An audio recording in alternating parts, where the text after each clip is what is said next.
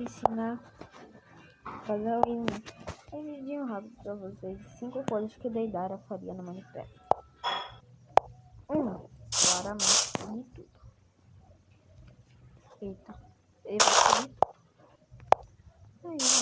Eu acho que vou fazer minha arte agora. Ai,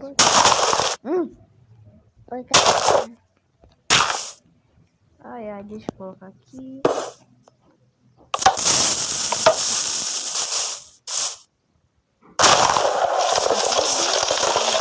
Bora ver. Fazer o mais certo. Vou fazer aqui. Letra D. Fazer uma armadilha para o seu amigo. Aí o Toby me irrita muito. Vou ter que explodir aqui. Adeus, Toby. Se considere-se morto. Considere-se morto? Será que não funciona? Considere-se morto. Que foi que faz? Realmente não deu uma chateada. 3. Pode falar, Roberta. 2, 1 e já posso. 3. Ainda fazer a maior.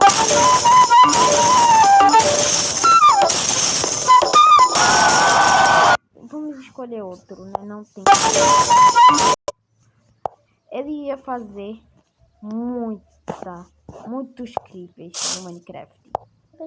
Mano, agora que eu tô percebendo, meu mob preferido do Minecraft é esse. Ele tá muito claramente esse daqui, é muito escolhido.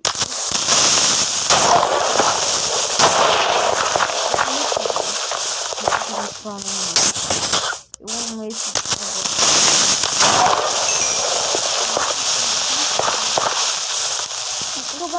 Olha. Tá. Sim, eu chamaria o creeper de amigo. Ele tá me perseguindo. Tá, bora comer. Você tá com fome. Ai, aqueles creepers são muito legais. É meu modo preferido. Será que eu consigo ficar com eles? Ei, creepers.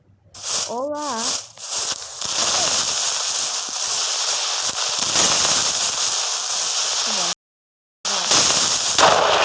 Opa, você quer ficar na minha parte? Não conseguirão. Tá com fome.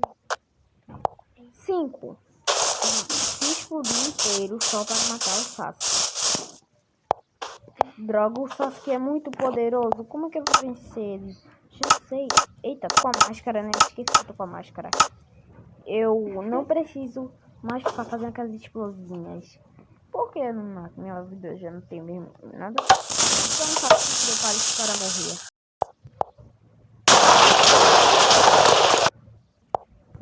Então foi isso o vídeo. Espero que tenham gostado. Se gostou, tchau.